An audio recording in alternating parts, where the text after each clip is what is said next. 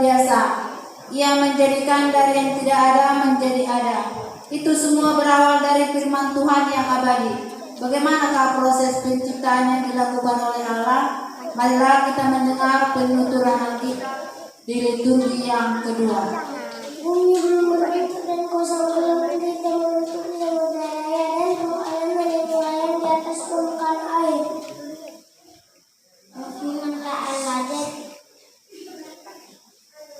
Berfirmanlah Allah, jadilah terang, lalu terang itu jadi.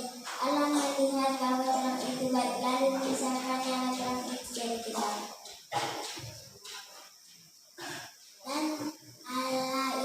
Dan Allah menamai terang itu siang dan gelap itu malam. Jadilah petang dan jadilah pagi, itulah hari pertama.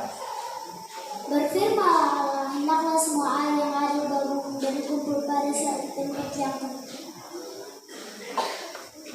Berfirmanlah Allah, biarlah benda-benda belerang pada satu awalan untuk memisahkan siang dari malam. Biarlah tanda-tanda binatang itu menjadi tanda yang menunjukkan masa-masa yang telah berada tahun-tahun.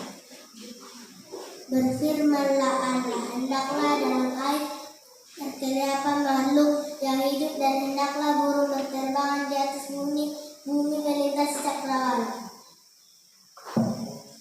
Maka Allah menciptakan binatang-binatang laut yang besar dan jenis makhluk hidup yang berkeliapan di dalam air dan jenis burung yang bersayap. Allah melihat semuanya itu baik.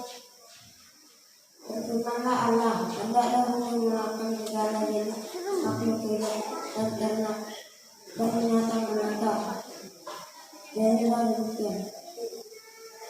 Berfirmanlah Allah, bangkitlah kita menjadi manusia menurut gambar dan rupa kita, supaya mereka berkuasa atas ikan-ikan di laut dan burung-burung di udara dan atas ternak dan atas seluruh bumi dan atas segala binatang melata yang meraih di bumi.